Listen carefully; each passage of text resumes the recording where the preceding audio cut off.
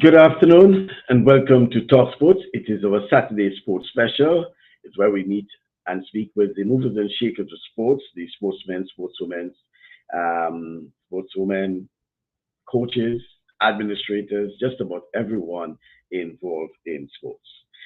Well, good afternoon once again, and as indicated, our guest this afternoon will be no other than Mr. Jason Skeete. He's considered one of Grenada's top sports commentators in his period. And Mr. Skeete will be speaking to us specifically on sports in general, but as a commentator, he does a lot of commentary, particularly track and field, football, cricket. Whatever you put in front of him, he will probably try to give you some comment on, especially in sports, right? So we'll be talking about the 2025, particularly 2025 season, what we can look ahead to, and you know he has become a stable voice in terms of commentary particularly for the Intercall championships. So he has been putting all his stats together, and also the primary school, National Primary School Athletics Championship. So we'll be talking about a lot of what we can expect. As usual, my co-host is Rudian Silvan. He is in Toronto. I think it may be cold in Toronto, but what I can tell you, here in New Orleans, it's sort of summer-like for now, you know. Yeah, and I'm certain the similar in Grenada. So we'll have Jason on momentarily, and then Rudian also. So, gentlemen, you're up. Good afternoon. Good afternoon, one and all. Good afternoon to you. I hope all is well with you in the sunny New Orleans. We are in winter wonderland out here. It's certainly, we had a snowstorm on Thursday. We had a whole city was shut down, no schools, no everything. And we have another snowstorm started right now. That is worse than Saturday. That was worse than Thursday. So it's going to be really bad. It's going to be really bad for tomorrow. But it is a long weekend. The weekend out here, they do call it family day. So certainly we're looking forward to that. But Jason, it's a pleasure to have you on with us. Thank you very much, Bascom. Thank you, Rudian. I appreciate it. Yeah, it's a long Happy New Year to you. Well. Happy New Year to you. We haven't seen you for the year. Happy New Year. Thank you, same to you. I mean, you haven't seen me, but I've seen you. So I've seen you guys. Yeah. It's a holiday weekend in North America because on Monday. Yes, it is. President's Day. President's Day. Yeah. So Monday is a holiday, federal holiday in particular. But gentlemen, as indicated, Jason is joining us, and quite a lot to talk about, particularly as it relates to sports commentary, sports journalism, sports everything as it relates to the media. And Jason, welcome, having you back again on our program. It's not the first time you have been on the program. When last the program, what we spoke about in particular, quite a bit, but certainly, like Rudian and I, we're looking forward to a very exciting 2025 in terms of sports.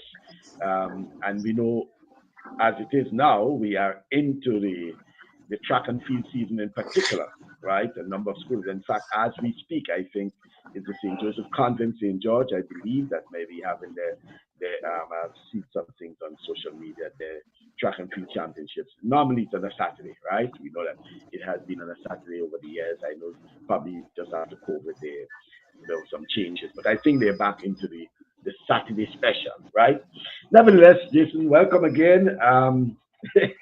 Hold on. Before I go further, good afternoon to you, Gun Body, and he's saying it's called Rivers Weather. I assume he's talking about Toronto. Rivers Weather, right?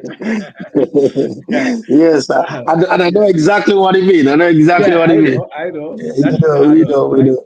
That's what the McAdams big people. food. That's what big people. Yeah, yeah, Yeah, yeah. McAdams food. Yeah, but Jason, but on a serious note regarding the sports meet for 2025, how would you say things are shaping up? I mean, you in Grenada on the ground. How are things shaping up? It looks pretty good. I mean, make no mistake about it. Once you start to talk secondary school sports, things are going to look very good because at the secondary school level, because you have a lot of the teachers involved and taking a more leading role in this whole aspect of the secondary school sports, it's going to happen, and it's going to happen in a big way. So things are looking up. I mean, more and more you see a lot of the potential. You see a lot of the names from last year and the year before resurfacing again, and in good form, looking better and better as things go by. So it looks encouraging. It looks very encouraging, if I should say so. Right. Um, right. Good afternoon to you, Edwin. It says also we are also awaiting story day here in Northern New Jersey. But we just coming off some sporting activities. We had the subway basketball. I think there was cricket. Well, yes, late last year we would have had the netball and things like that. So, but the cream of the crop when it comes to school sports will always be track and field. Okay, um,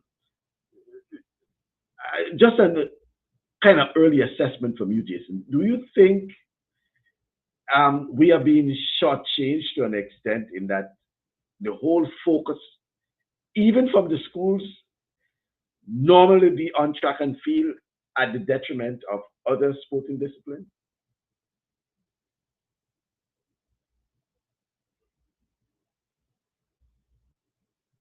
I think Jason. Okay, so I think we may have lost Jason for a while. Yeah, we may have just lost Jason for a while, but let's see if we can um, get him back soon. But I think Rudy and you're there, right, Rudy? Yes, yes, I'm here.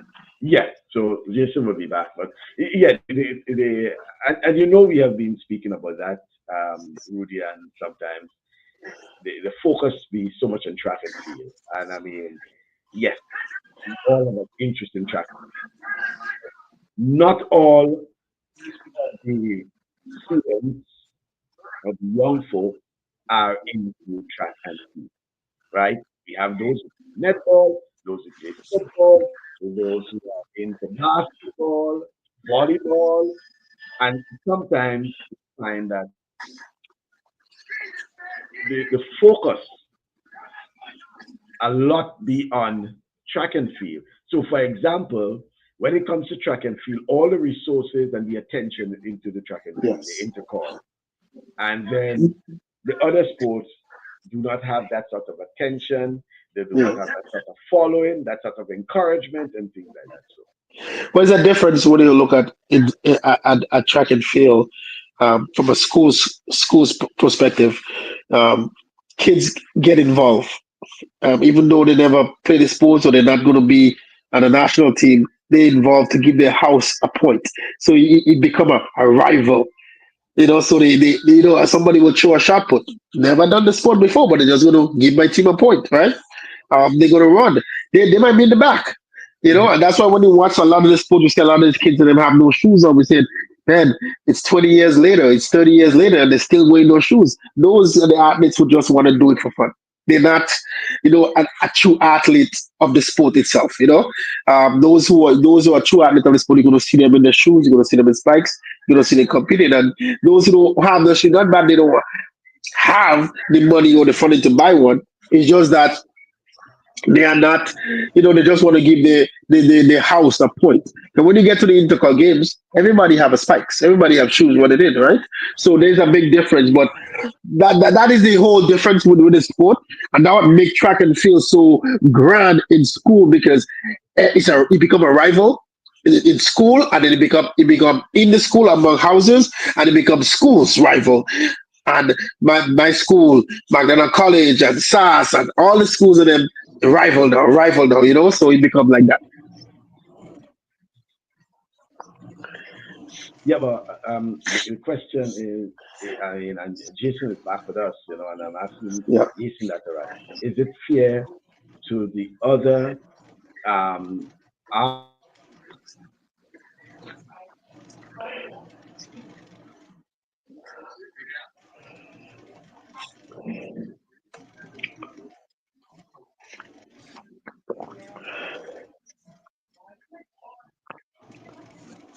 So I guess he's mute, man, Jason. I think you want to ask the question: is it fair to the other sport that track and field is taking all the attention? Um, Nothing in life is fair, I believe. But I think, yes, there needs to be some kind of a better balance, if you're asking me. Because I could have a reason in the back of my mind why something like that could happen. But I think it is a little bit concerning. But yeah, more of the other sports needs to find a way to be a better part of the balance. Even if they have to find a way to do it themselves, or they need to go find a way through the Ministry of Sport to get involved, and through their various associations, obviously. Because I could tell you from where I sit, I think one of the biggest advantages that track and field has is that the person who sat in the chair as the permanent secretary in the Ministry of Sports is also the general secretary of the Athletic Association. Now, obviously, the other sporting disciplines are going to cry out. That's a huge conflict of interest. And can you blame them? No, you can't. But I'm saying that to say that could possibly be one of the reasons why you may find athletics getting more of the attention. But it is also fair to say that I do believe that the other associations, they themselves, have a lot of work to do, and they should not sit by and just cry foul, but actually get up and try to do a whole lot more. But you're also looking at, Jason, track and field. The numbers is bigger, so you tend to have more athletes or more people into the track and field because it's a bigger number compared to soccer. That's 11 man playing. That's correct. Netball, I think, is like 7. Basketball is 5. Those type of things, right? So you find more people or more of the students gravitate to track and field because it's an easier team to probably make, easy, compared to on the other sport because of the numbers.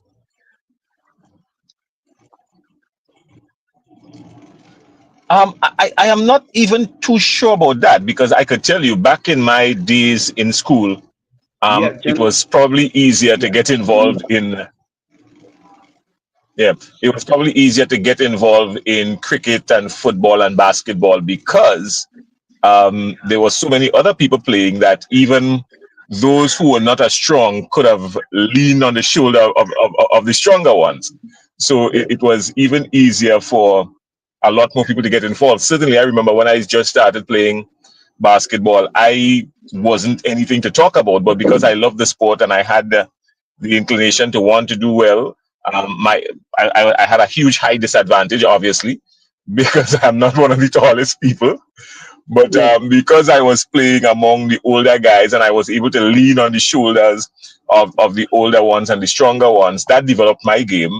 And then I, in turn, had to do that for someone else coming up.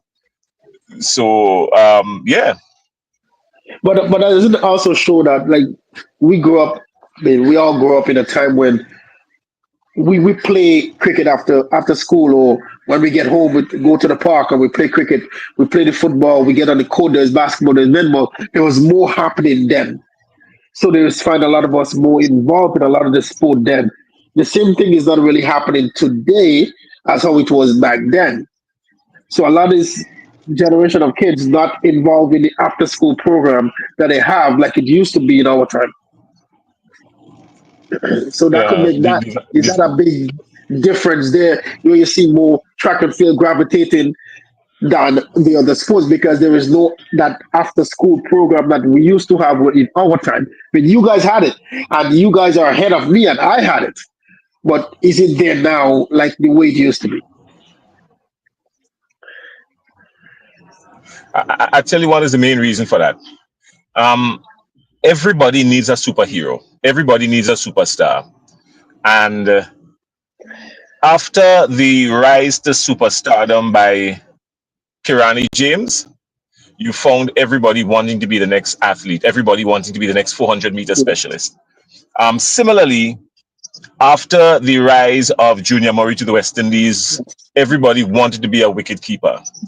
After the Jason Roberts, and everybody wanted to be a football. Everybody wanted to be in River Road.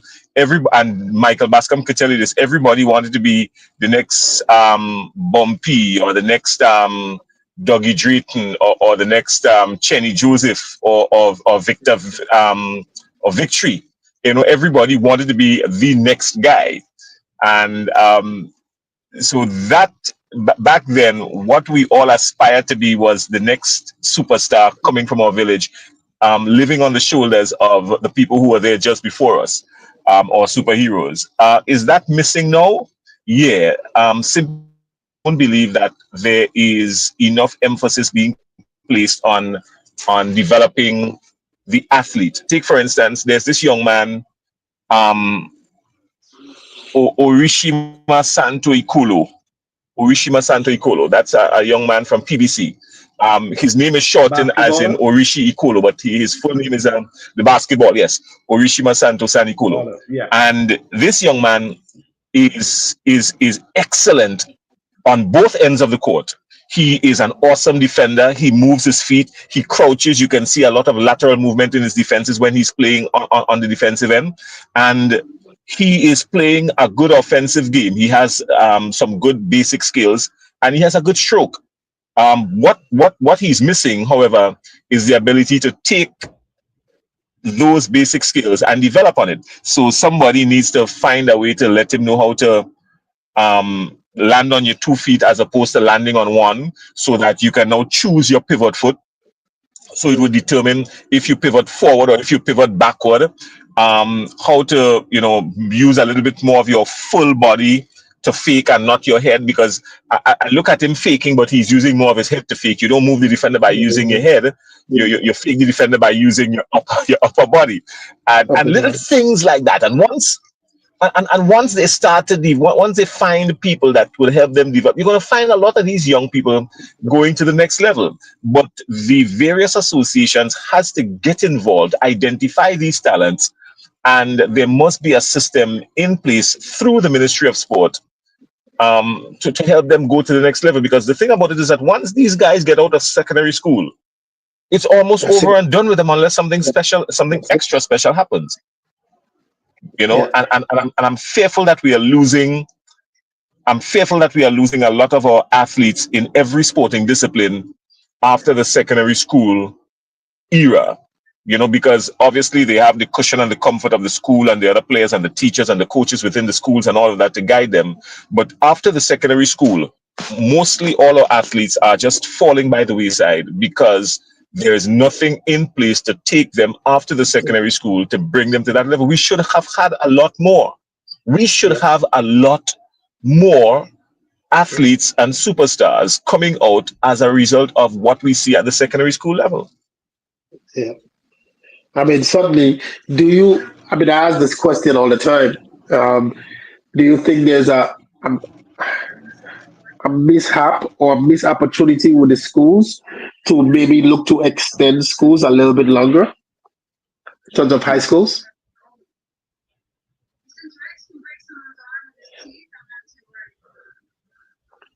For a minute. I missed you guys for a minute. Sorry. You might have to repeat. Yeah, you might have to repeat the question. So I say, is it a missed opportunity over the years for the schools leadership to look to extend high schools So a lot is young because they finish school at a pretty young age to extend the schools like what they do in Jamaica.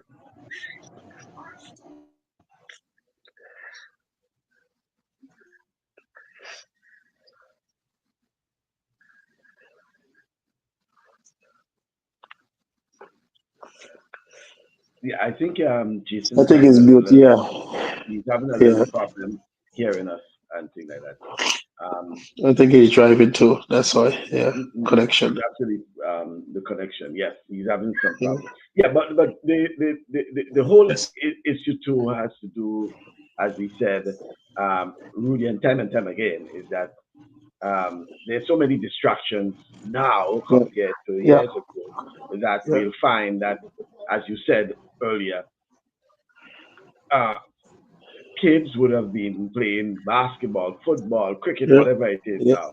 Now, if they find time, they probably engage in one sport because they have to find time for social media, television, et cetera, et cetera, et cetera. And But we always tends to use that, Michael. But I think a big part of it because there's no programs for them. I think if they have programs, you will actually see something. but I think that's really what I think that's a lack, and that's why I'm really, really interested to see. yeah, And we say it over and over again of the sports council to see what they're going to do because they have a big role and they could make a big change in getting a lot of these kids in them out of the tablets and so forth, as we said, and get them on the playing field.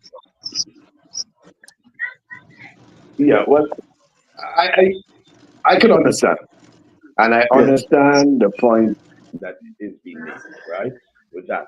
But I think it has to be to an extent where um, you must have guidelines and all these things guys. to Yeah, have folks engage. Where do you have the parents engaged? You have the teachers engaged because teachers are also parents themselves, all these other yeah, things. So it's a whole set of engagement and things like that. So, right? Um, we noticed that Jason having some yeah, connection yeah. issues, but it has to be a point where all the stakeholders involved must be on On the same the level, same level, same level. right? Yeah, We can, or one group cannot be saying one thing at this level and another at another level, right? It must yeah. be at the same level. That's the only how we can get at, right? Because we can just be preaching, preaching, preaching, and they say, nothing basically to achieve. But To achieve. Yeah, yeah, going back to an initial point that Jason was making in terms of the um, the sporting activities and especially the young folks who are involved. He made mention of what's his name, Okolo or Oricolo, yeah, right? The guy from PDC, a very outstanding player, and I believe he may be involved in another sporting discipline. Name seems to be synonymous with another sporting discipline, even though he has been excelling quite a bit in basketball, right? yeah. In addition to that, um, prior to Jason making that point, we were talking about the focus being on certain sports. And I wanted to make that point, Rudia. In North America, particularly in the United States, football, well, American football, college football, they call it, is big box, big television, you know, etc., etc. Yeah, You will have those players flying across the country to play in championships, while in other sporting disciplines, they might be driving. They might have to go on the bus. you know, it comes down again to the focus, right? Um, because college football, their basketball, they yeah. tend to bring in the big bucks than Different, probably different. Yeah, what they call their soccer, their yeah, volleyball, or even the track and field to an extent. The track and yeah, field is not yeah. as big as. So what we As it tend to as have it is used to that be. Yeah, most times, is yeah, where the dollars are coming from, you can afford to.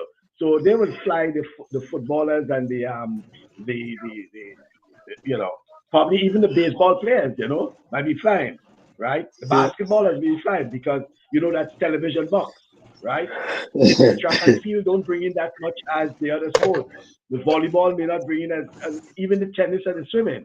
So they will jump on the bus. And I'm saying that to say, similarly, in Grenada and the Caribbean in particular, when it comes to school sports, we tend to find that track and field tend to be the cream of the crop. They will put all the resources. They will,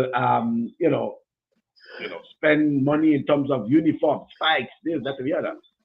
And then the other sporting discipline, the kids will have to fend on their own. Figure themselves. But at the same Yeah. time, too, before Jason come in, track and field in Grenada is the one that bringing some sort of funding to the school compared to any of the other sports. Well, how they bring in the funding? How? Well, it depends on where they have it because you have to pay to go to watch a game. Mhm.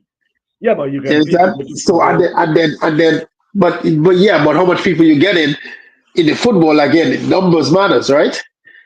So, for example, Magna College is going to have the sports and for recreation ground. You have to pay to get in, and after that, they might have a little event after.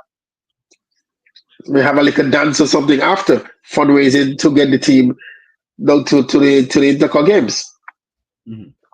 and then they're going to have the bar open where also the selling stuff fundraising again. You don't really get that much in the other sports, right? Mhm. Yeah. Yeah. Well, yeah. So I understand that part of it there, but it's sort of unfair to other sporting disciplines that you have so much focus on On one one sport. and not on the other. And Yeah. I'm saying, yes, I could understand track and field bringing in the box and think, but still there should be a little interest, a little assistance, something to the other sporting discipline because you want to encourage. Not everyone will be in basketball or in track and field, right? Some will have an interest in cricket, and things like that. So Jason, so the point being made about the discrepancy we will see in various sporting disciplines, especially when it comes to the students, and sometimes the up to the schools and the administrators, etc., where they put all the focus. As a matter of fact, when it comes to intercall, all teachers, everyone, to the guy, probably down to the cleaners, will be at the stadium, right? We don't see that when it comes to football. We don't see that when it comes to cricket. We don't see that when it comes to netball, right? Because track and field is the cream of the crop. So everyone goes there. Do you think it's fair, Jason? No, and as I said earlier, I don't know. I know we got cut off in and between, but the fact it is not Yeah. fair, and I keep saying that one of the major reasons, I believe, one of the major reasons for that is you need to have balance. And I always tell people, if justice is not done, it must at least appear to be done. It makes it a lot easier. It makes life a lot easier for us to get through. And there was a clear conflict of interest. As I mentioned, when the permanent secretary in the Ministry of Sport was the general secretary in the Athletic Association, I mean, all the other sporting disciplines are going to cry foul. I mean, True. even if she may say that she would try to be as fair as possible, or she is being fair, I kid you, it's not going to go down well with everybody, right? So, I mean, you have to understand the role you play, the positions you hold. And I don't believe for a minute that it was something that was rubbing well with the other sporting disciplines. They always felt as if they were fighting from behind, and justifiably so. Mhm. So yeah, I mean, Jason, you could getting always back, say that. Go ahead, sorry. yeah, I want to get onto your schedule because you tend to be the person start who will start preparation very early as a commentator. Tell us what it takes for you in terms of preparing. So, for example, we are getting ready for intercall in the next few weeks. You know, various schools having their track and field meets and things like that. So, what did it take for you, Jason, to prepare yourself for intercall to make sure that when intercall arrives, that you are well prepared in terms of information, whatever information you can get, by the way, and things like that. So, in terms of ready for the broadcast. Um, wow. The thought of it, and I'm just tired already.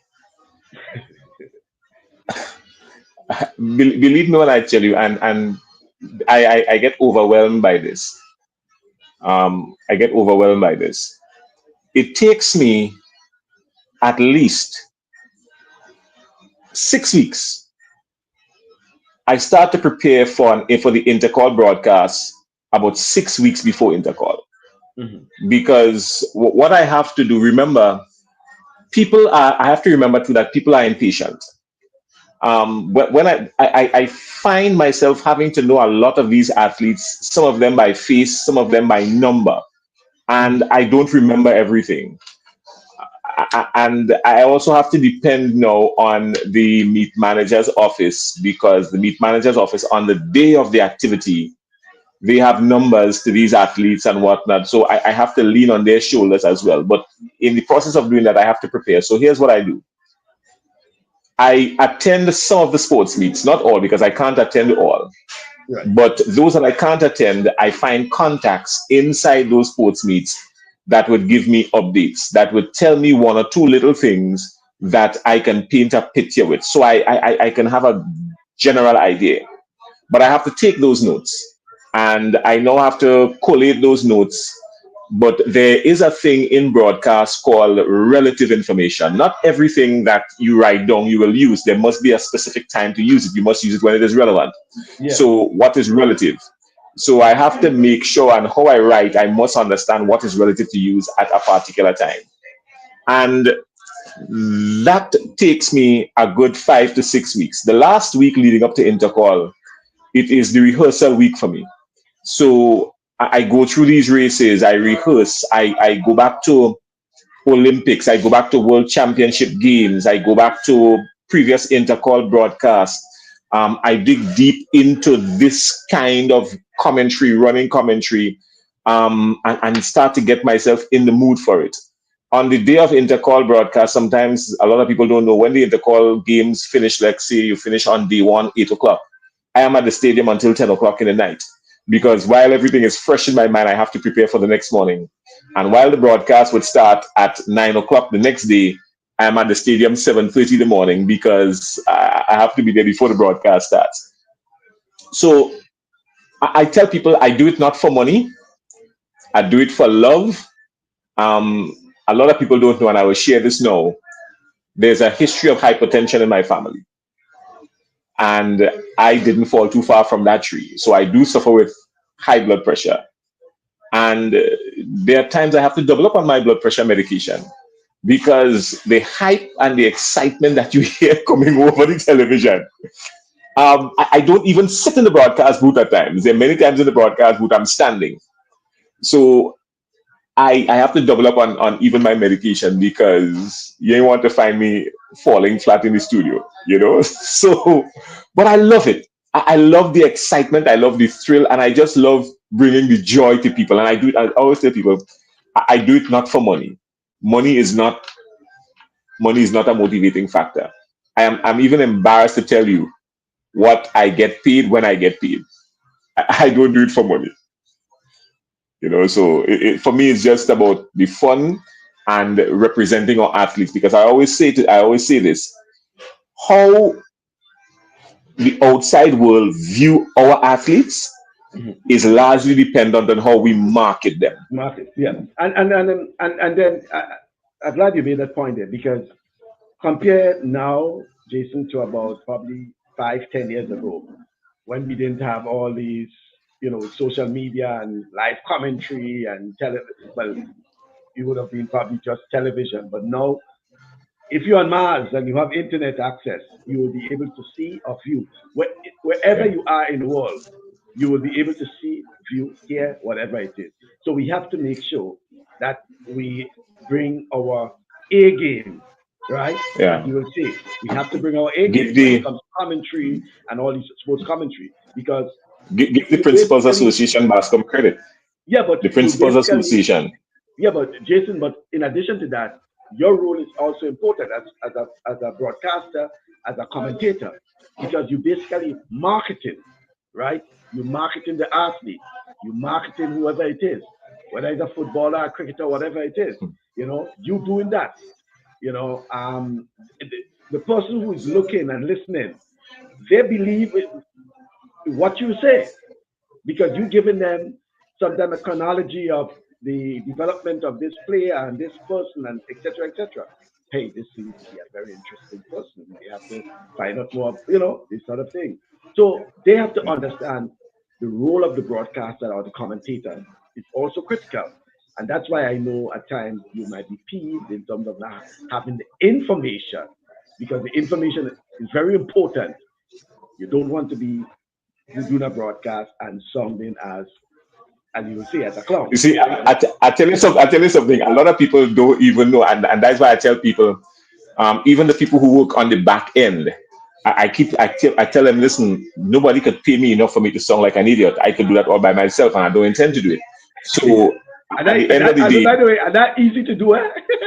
that easy to do. That easy to do. So I tell people I want to have the information because the person, remember I started off this answer by saying people are impatient because the person who is listening, whose son or daughter is competing at at this particular sporting event, they don't want to hear me saying Michael Bascom when the person's real name is Michael Bascom. Right. They, Yeah. they don't want to hear that. If you're talking Okay. shopping, and let me tell you something, people are brutal on social media.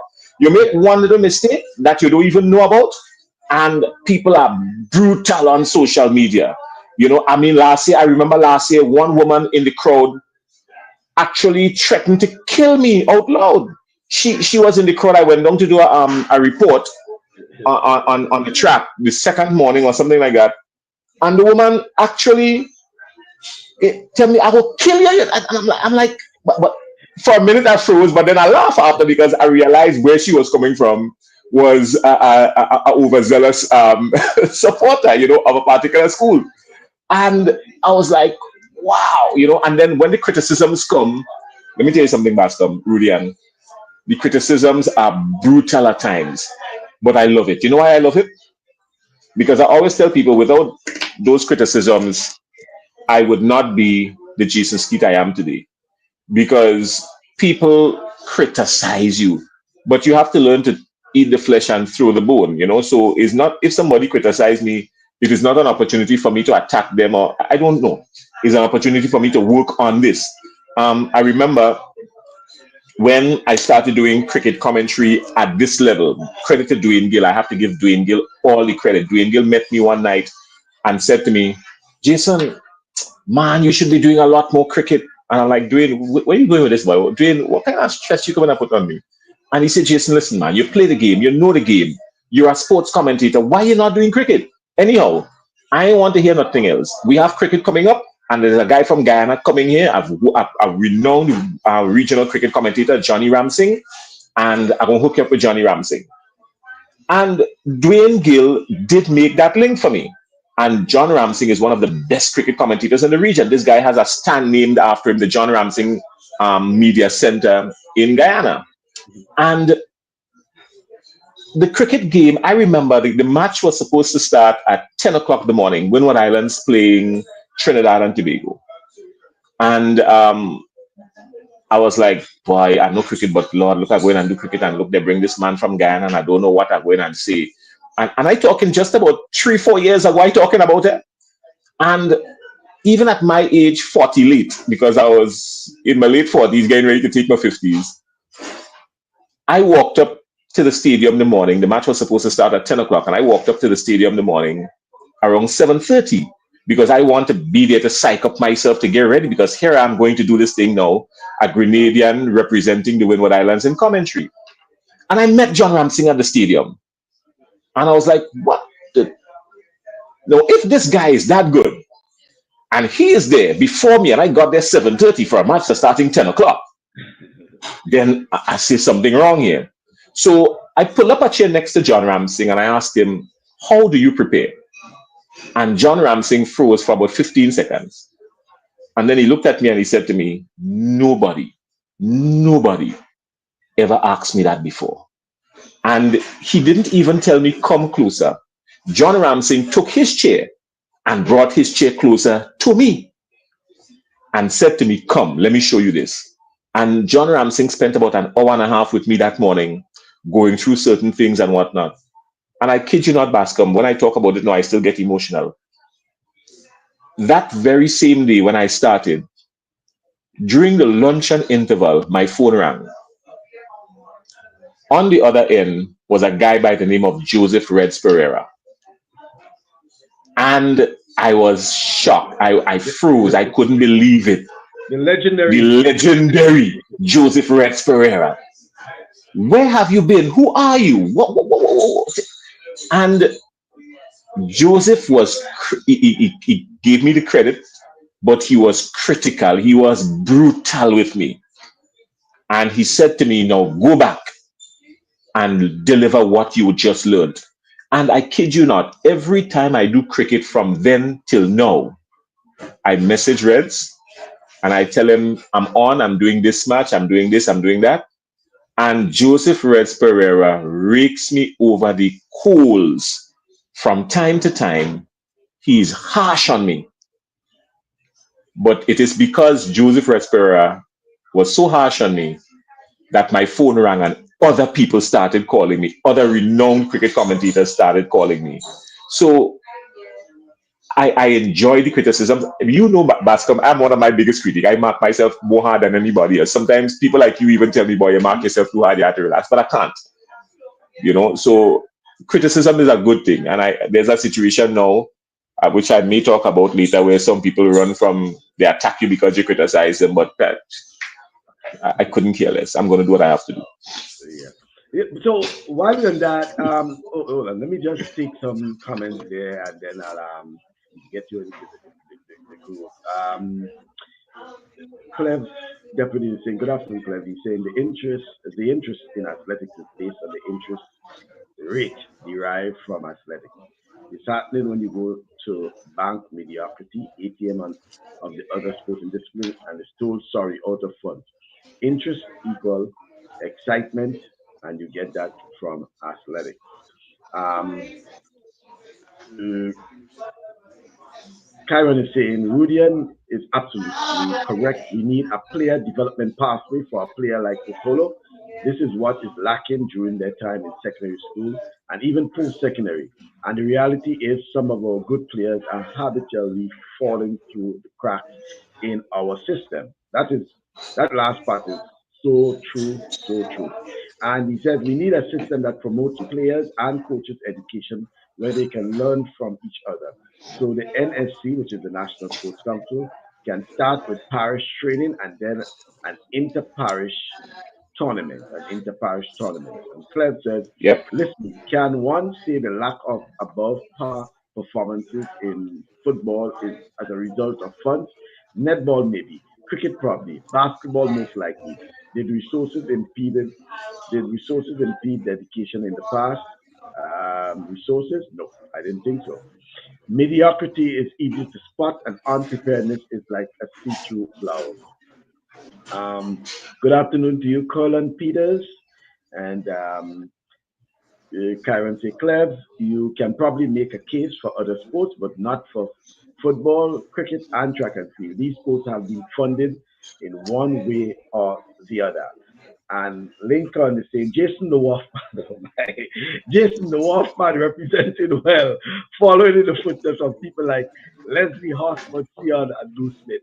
Okay, Toro. All right, Toro. If Toro is putting Carnage or Wolf, something, the Republic of the Carnage or something, so God, Toro, listen, it's cold where you are. Please relax. That's what patriotism is all about.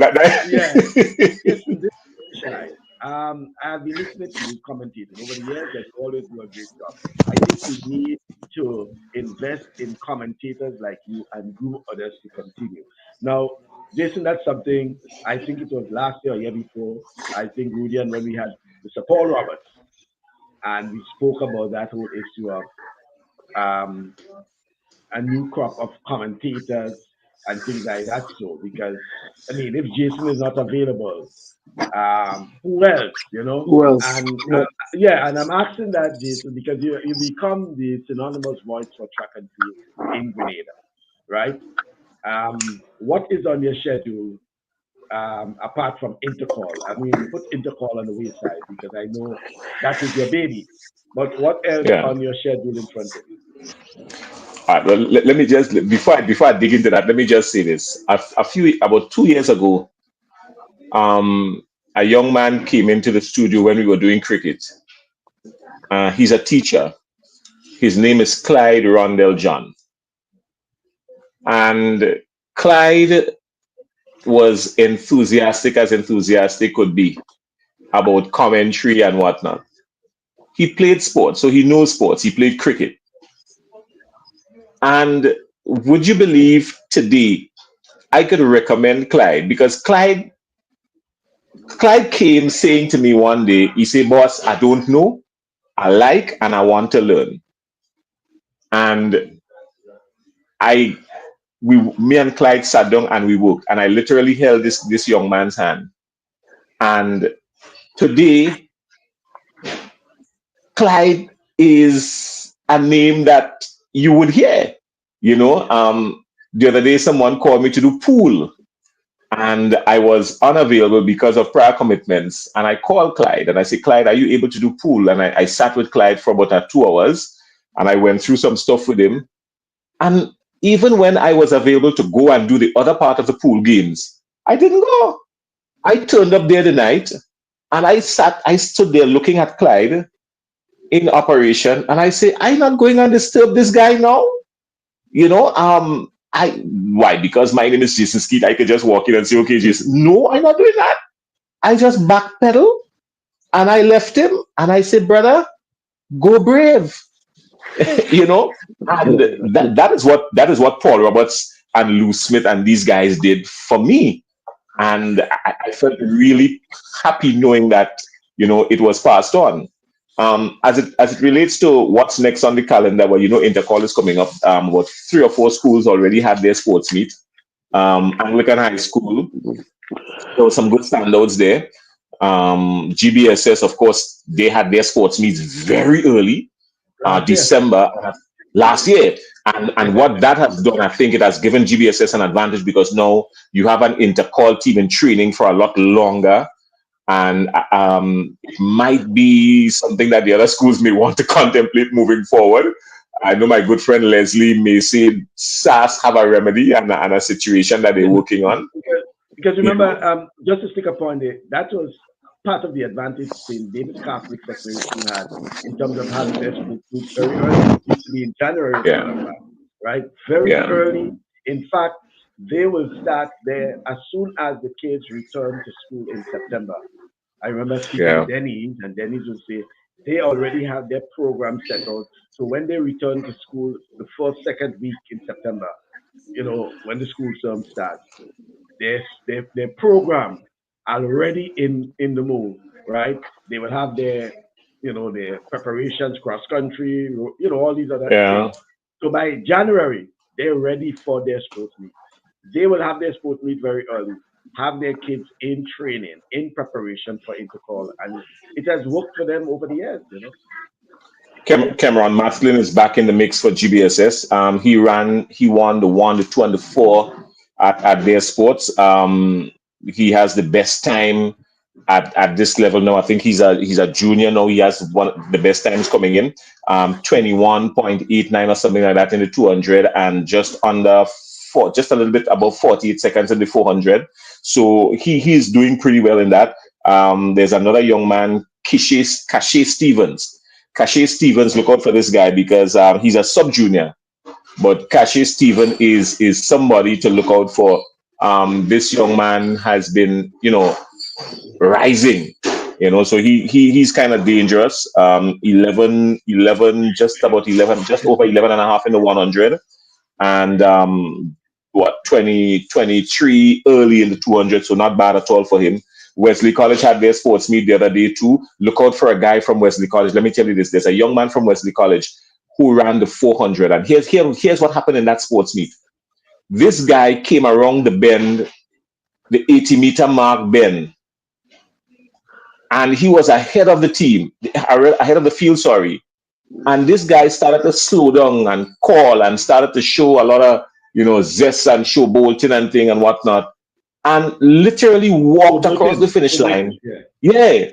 And still, he did like 63 something after 80-meter basically showbolting. And the rest of the field was way behind him. So Jaden Lewis. And if this guy's a junior, and I believe he could be very dangerous. I think he has a very good future ahead of him. Obviously, he's going to learn about the showbolting because Delroy John from SAS. Yeah, he learned his lesson the hard way. But youthful exuberance will take care of that. But Jaden has some talent. Even from St. David's Catholic Secondary School, they had their sports meet as well. And there are a couple of names to look out for there. Philip, Giovanni Daniel, not bad at all. Tishana Bascom in the female. She's up and having a good season as well. Even from the Anglican High School, Egypt Regis Benjamin, she is looking very dangerous this year as well. So there are some familiar. One of the schools that had a very good showing last year was the Boca Secondary School, right? Yeah. What about Boca? Have they had their sports meet already? Not as yet, I think. But I tell you something.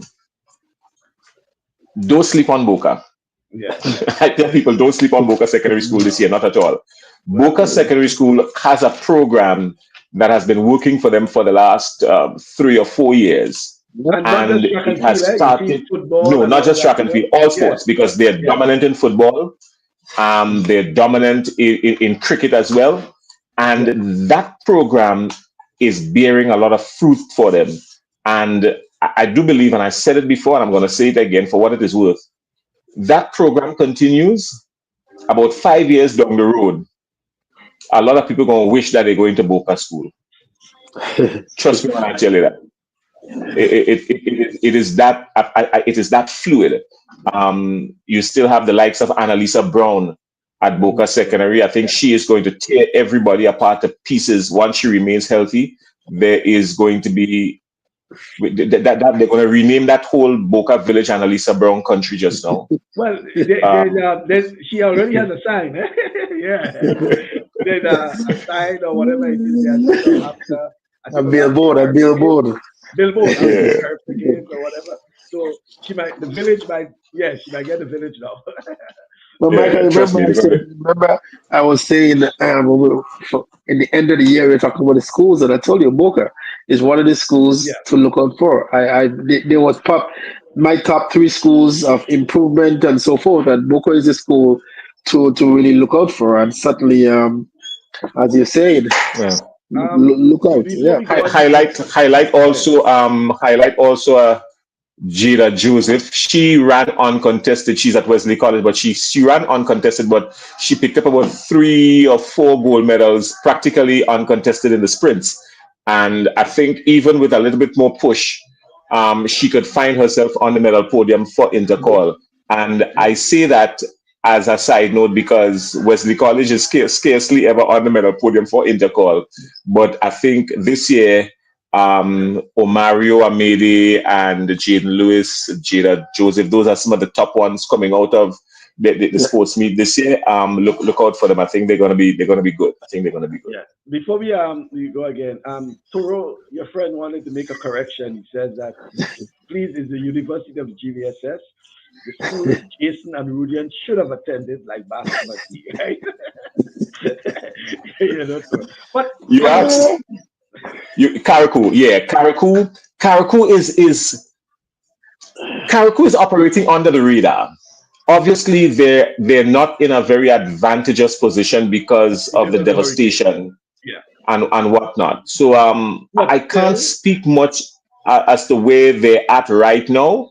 And to the other schools, that is not a good thing, because what you're going to find, this is what happens in sports basketball, and you know that. Rudian in particular, you would know that.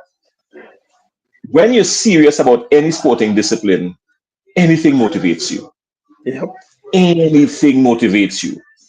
Yep. And the mere fact that these people in Carriacou now find themselves in this uncomfortable position, this unfortunate position, I wouldn't sleep on them, Yeah. because I think now they are motivated more than ever just to show that even in the face of this devastation, look out, are coming. And they have done pretty well over the last 3 or 4 years. Yeah.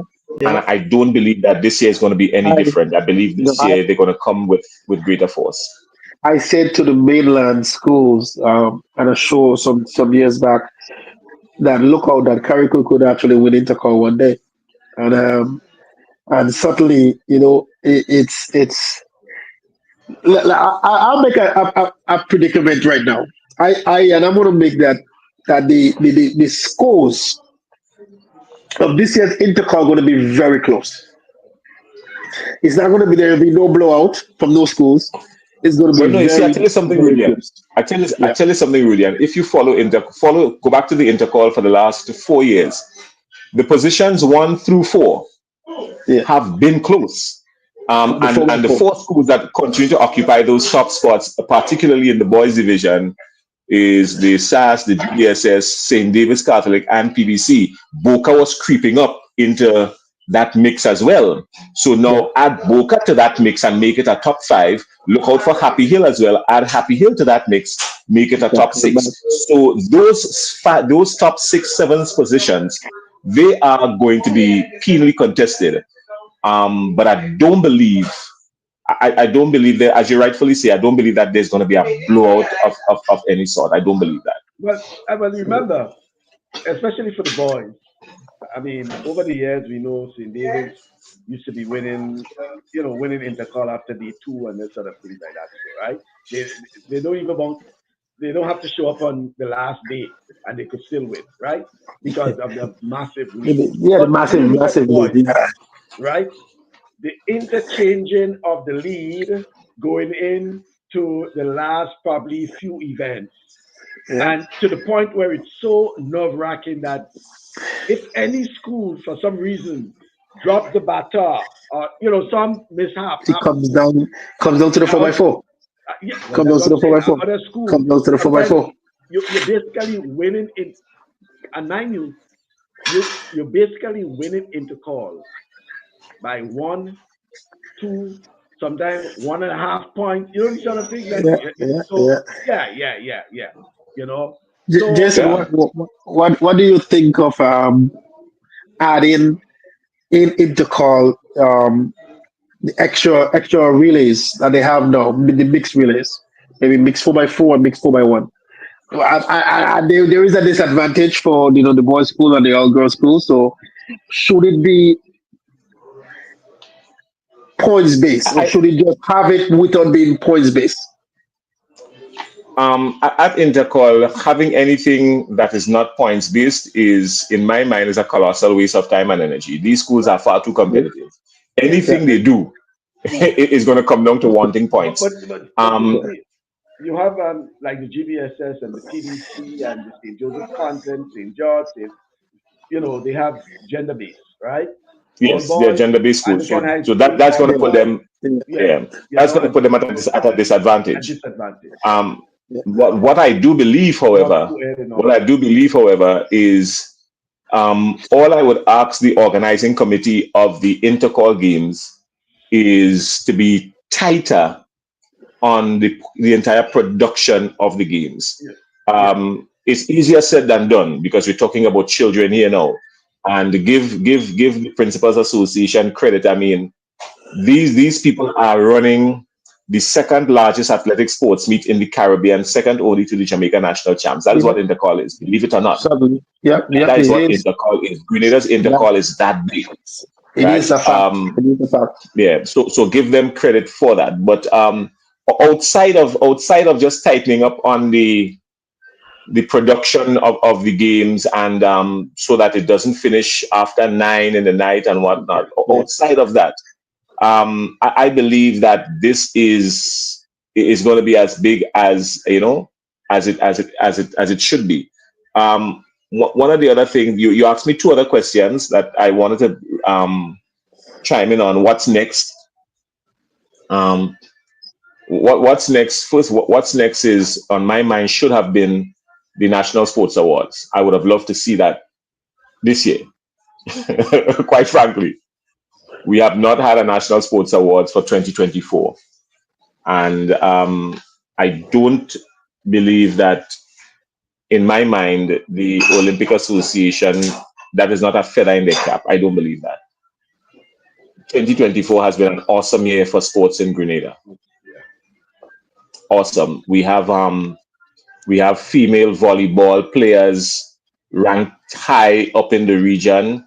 Mitchell and somebody else, I can't remember her name, a police officer lady and somebody else, I can't remember her name, ranked high. We have 3 Olympic finalists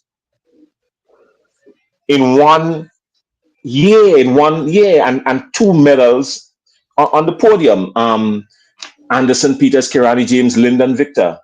I mean, if there was ever a time to have a sports award to recognize the efforts of these people to motivate others, it would have been 2024.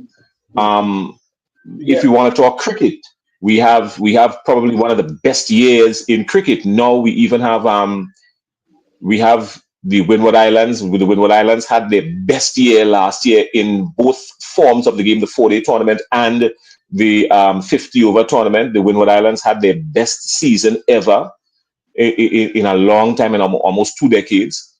In 2024, we have Johan Jeremiah, a young man from Grenville who's having a bumper season. He is leading the combined campuses and colleges in the regional 4-day championship. We have Teddy Bishop, another Grenadian, who is captaining in the West Indies A team in that tournament.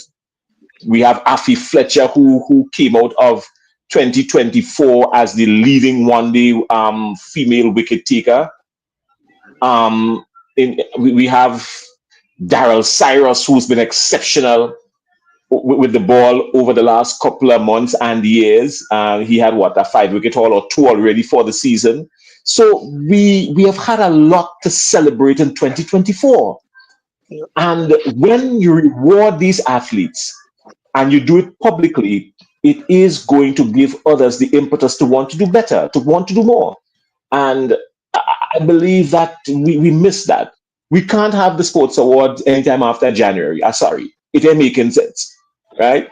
You have to know it coming. Let's do it in January latest and get it out of the way, right? There's no point in doing it after that. That is my personal thought on it. We have the national relay meet coming up on the 22nd of this month. Yeah, that will be right? next weekend. Are you? By the way, are you listed to do commentary for that? I was listed to do commentary for it, Bascom. I was. So what's the problem? But I'm not doing commentary on that anymore. Apparently, what I heard, no, not apparently. I am past 50, so I do not see anything now to figure, well, I have to be careful because I have my life ahead of me and I have to be, listen, I'm gone past 50. There are more years behind me than there are in front of me. I had a conversation with all my children sometime last week. We all sat together and I told them, I said, listen, that is 50, how much? And I called the number. There are more years behind me than they are ahead of me. And I don't want to scare you guys, but I'm not going to be here for the next 50 how much years. So we had this conversation. Having said that, I received a phone call sometime last week, and one of the producers telling me, well, we had you down to be the lead commentator for the national champs. but the games, relays, the national relay meet, the national relay meet. But the organizers in the Grenada Athletic Association decided that they don't want Jason Skeete as part of their commentary team. Yes, they know Jason Skeete good, they know he this, they know he that, whatever, but they don't want him on the team on the broadcast because Jason was very critical of the Athletic Association on a program, and he said, "Oh, the Athletic Association executives not doing enough, and they had to go." And well, I'm still saying that now. I am still saying that the Athletic Association. Why? Because I was too critical of them and whatnot. Hey, come on. Like, really? I really thought that the issue was my commentary or something. But if the issue is me being too critical of them, then I think we have a lot of little children wearing big people's shoes and clothes. Quite frankly. And I make no mistake, no apologies for the things I say because I speak the truth and I speak my truth. I don't hold any grudges against anybody. I know that criticism is a good thing, especially when you're alive to learn from it. But if they feel that way, then God bless you. God bless you. So am I getting it correct, Jason, that you will not be part of the commentary team for the national relay meet because the organizers deem you as being, well, anti-establishment, whatever it is we want to call it, because you were critical of them. Those were the words used. Critical of them. Well, it's kind of sad because we have criticized other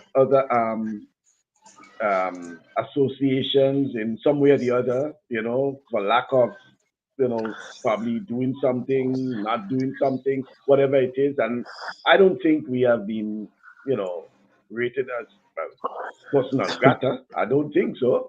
When there's time to praise them, we do praise them. All right. You would have, I think in the program itself, you would have praised some of the things that were done, and at the same time, some of the things that you deem that they need to improve on and things like that. So, but that's the problem I'm having with people who are being in positions and taking these things personally as if it's theirs, the association is theirs, and that no other person or people should criticize them or say anything that's deemed to be a criticism. I mean, we have to grow up. We have to be bigger than that. But this is my I'm sad to hear that you have been put in that position. This is my advice to the Athletic Association. I could give them some advice that they wouldn't pay for. My advice to the Athletic Association is the executive is this. First of all, grow up. Yeah.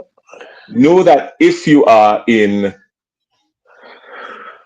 a position like this, a leadership position, know that not everyone will like you, will love you, and not everyone will kneel before you. You have to know that you're going to be criticized. You have to know that there is always room for improvement. Grow up, get over it, but more importantly, get the job done. Because I share this with you. I told, and I could say this, if I hold nothing personal against him, and I could say this. I told the president of the National Association one time, he was called to do to present an award of some sort at something. I think it could have been Intercall or something of the sort. I can't remember what game it was. Okay. And maybe, and I didn't say, well, character is another story. That's one of the reasons why I was not on the character team as well, because apparently I was too critical. So it started from since character, and I didn't even know. Yeah. I was listed to be one of the, and that's the reason why Grenada had no commentator, no broadcaster on the panel for character games. So nobody knew the names of the Grenadian athletes and couldn't share anything on them because there was nobody there. Because Jason Skeete was too critical of the association, so we prefer send nobody at all than to send Jason Skeete. Anyhow, That's fine. I tell people God established me, so nobody can do anything about that. But the point is this: if you are called to make a presentation, you have to understand the office that you hold. And you can't go and do a presentation to present something to somebody at a major sporting event with a jeans and a sneakers and a polo. The jeans you could get away with. But put on a decent shoe in your foot and use a blazer or something, and have respect for the bloody office that you hold, for the position that you hold. And maybe he didn't like me telling him that. I didn't say it live on the air, right? It wasn't something I said live on the air, obviously. But I told him that, and I also made mention of the fact that the permanent secretary at the time was the general secretary in the athletic association, and how the conflict of interest could be perceived and whatnot. I even made mention of that. One person sent me a message the other day telling me, why is it the president of the basketball association who gave the opening remarks as the president of the basketball association is coaching a team and still winning coach of the year? And Elcock may have deserved it. Don't get me wrong. This is not me beating up on Elcock here now, right? I'm not beating up on Elcock. He may have deserved it. But the fact of the matter is, you have to know that don't put yourself in that position. Don't put yourself in that position. But I'm glad you made that point too, because here's the difference. Now, I have been critical of Mr. Elcock, right? And he knows I'm at times very critical of him. But by the way, Mr. Elcock still shares information with me regarding basketball. So it shows you, that's what I'm saying. It shows you the level of maturity, etc., etc. Yeah. I am certain if there is a basketball championship and Jason is on to do the commentary, Elcock has no problem in Jason being on the commentary team. And that's what I'm saying. You don't have to take these things personal, right? Because it's about them, not about the team, not about the sport, not about the athletes. Elcock called me to do commentary on basketball a few weeks ago, and I couldn't make it. And I told him the reason why I couldn't make it, but it wasn't because of anything else. So as I said, I don't understand why it is we can't just separate the issue. If we're going to be little children all our lives, then so be it. I remember there's a gentleman by the name of Matthew Joseph, former senator. Remember Matthew Joseph from Florida, somewhere up there. And while at my time as president of the Steel Band Association, we sat down in a meeting, and the blows and the criticisms and the insults that came to me from members of leaders of bands, and I sat there and I took it all in like a sponge, and me say a word. And Matthew Joseph called me the night after the meeting, and he said to me, Mr. Skeete, I've always had respect for you. But you see, after today, I will never not have respect for you. So I say, well, what are you talking about? What happened again?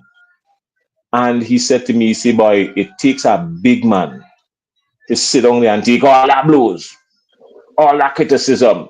You see, I and all feel bad, but you ain't saying nothing. I say, well, what I go do? People talking, what I go do? I say, nobody come and hit me. So what I go do? I take it. As much as I didn't agree with everything or with most of it, some people got personal, but I took it. But the point I'm making is this. You have to know that when you find yourself in these positions, people are going to be critical of you. That is how you grow. Then if you're not prepared to be criticized, then don't go into a position where you want to lead anybody or anything. Just sit back and drink tea or coffee or water. But I'm still interested in knowing exactly what it is you said of critical of the association or the executive. What I just repeated. What I just said about the at the time when the permanent secretary was the permanent secretary and still the general secretary, that, and the fact that when I made a comment saying that if we're gonna have fresh ideas sometimes mean fresh personalities, which comes with fresh perspective and fresh everything. Fresh means fresh. I remember saying that almost verbatim as I just did, and that didn't go down too well with them. But I ain't malign nobody character. I ain't say nothing bad. I ain't say nothing about nobody with woman and man and this and that. Me ain't say nothing along them lines. So I was just talking sports. Okay, so outside of the national relay meet, we expect to hear and see you in. I mean, you mentioned intercall as one. We have the national primary school championships. What are the? I hope so. I hope so too. I doubt that will go that far. You know. But I tell you this, and I have to say, I normally give credit where credit is due. I did some comments. The intercall, I just mentioned the work and the diligence of the principals association of the secondary school for intercall, and I just said it's not easy to manage 22 schools with an athletic sports meet, which is the second largest athletic sports meet in the Caribbean, second to the Jamaica national champ. So I give them full credit for that. Also, the organizers of the primary school and the private primary school games. Let me tell you this, Bascom. I prepared for those games. And the day before, not the day I got to the stadium, the day before, I was called, met, and somebody handed me a folder. And when I opened that folder, it had a bio on every participating school, the athletes participating, their best times, even though their best times wasn't that particular year. They man, let me tell you something. That was primary schools, right? That was primary schools. I got it for primary schools and private primary schools. And when I got that, I said to myself, yo. So I asked one of the people, I said, hey, how y'all do this? You know what one of the people responded to me and said to me? Jason, we are teachers. And I just said, thank you very much. Because I was so shocked because I've never had this done before outside of them. I mean, these people prepared everything and it was spot on to the point where a lot of my preparation, I didn't even need to use it because they were that good, you know? So I give them credit for that. Good to know. So yeah, but so primary school, intercall, well, I don't want to mention relay meet because that's next weekend, and normally we have some other sporting activities outside of track and field. I know, but we haven't had that much of football of recent. But I think we have the cricket. I see the blast or T blast or whatever they call it. Yeah, that's coming up. We have some cricket coming up. Yeah. We also have the finals today of the Cricket West Indies Windward Islands female championship. St. Vincent beat Grenada in the 50 over version of the game around Wednesday or something like that. And then St. Vincent and Grenada again today in the finals of the T20. That is happening now in Dominica. I think it started off with the third place player between Dominica and St. Lucia, last year's champion. Rain is affecting that match, but also Grenada, St. Vincent match. That match should have started around 3 o'clock. I haven't gotten anything from it just yet, but I am going to follow it. Right.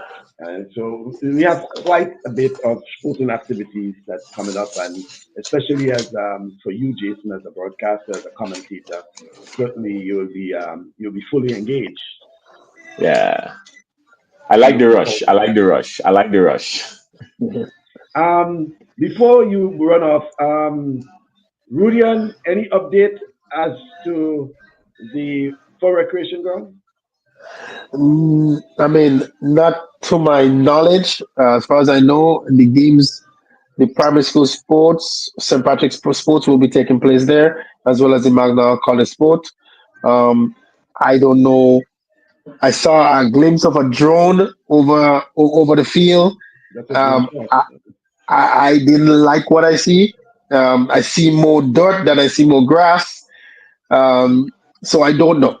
I don't have a full update, but I can get an update for you. Okay.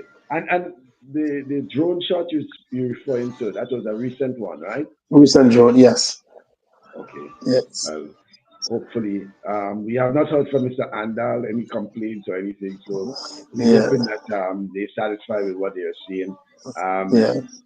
and so far, Jason, in terms of weather and things like that, so um, beautiful weather for especially for the outdoor activities, track and field. Yeah, weather is good. Weather is good. We've had the occasional intermittent showers, but nothing really threatening. We've been having some high winds over the last couple of days.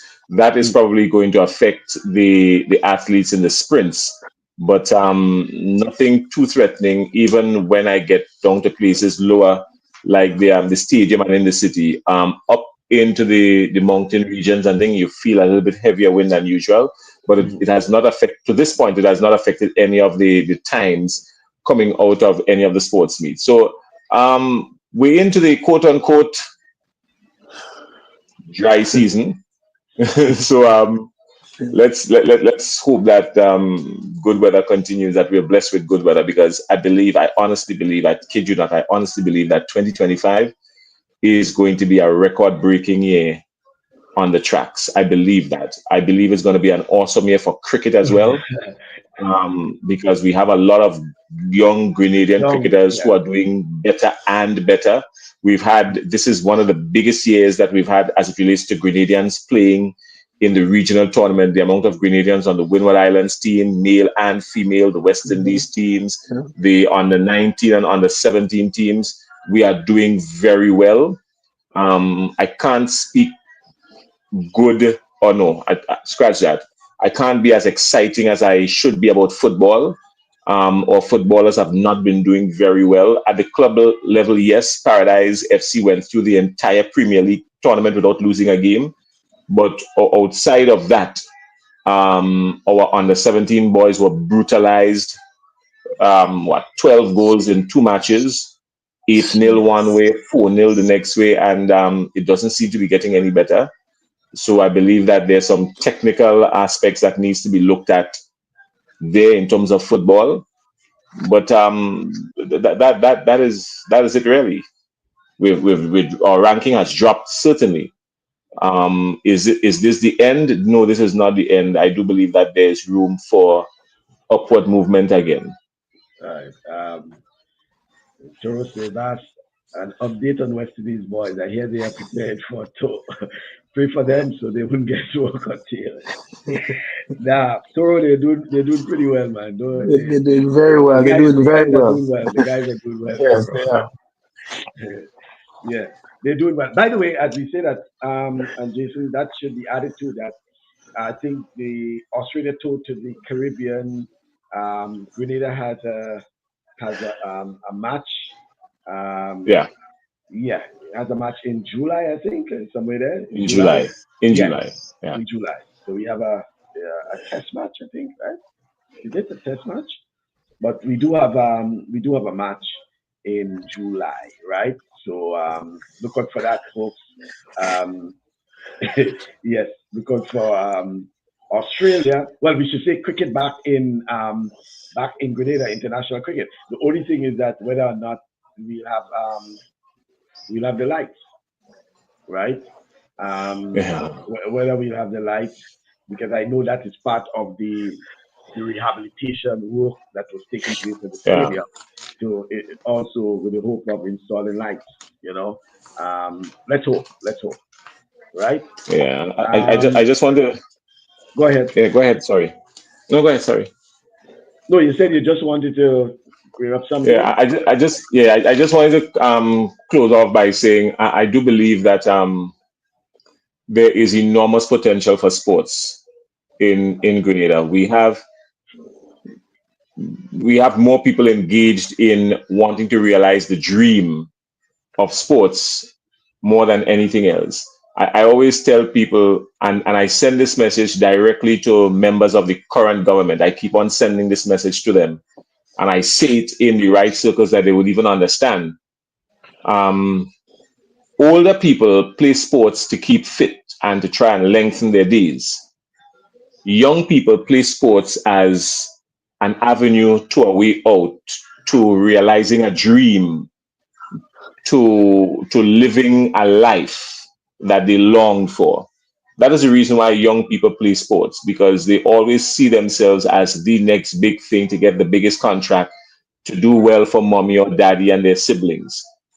Um, once you get to my age, 40 late, 50 late and going, we play sports now just to stay fit, just to try and keep the engine running, you know. Um, and what concerns me is that this present administration won the last election on the backs of the youths. I say that preamble to say election was won on the backs of the youths, and I do not feel comfortable when you have 4 ministers of youth and sports in 3 years. It shows that that ministry is a little bit dysfunctional. We've had 4 ministers of sports in the last 3 years, and that is not a good sign. And I believe that department needs to really settle down and do some serious introspection and get some investment going and some stuff for youth and sports, because they are depending on that. They're depending on it. You know, they're depending on it.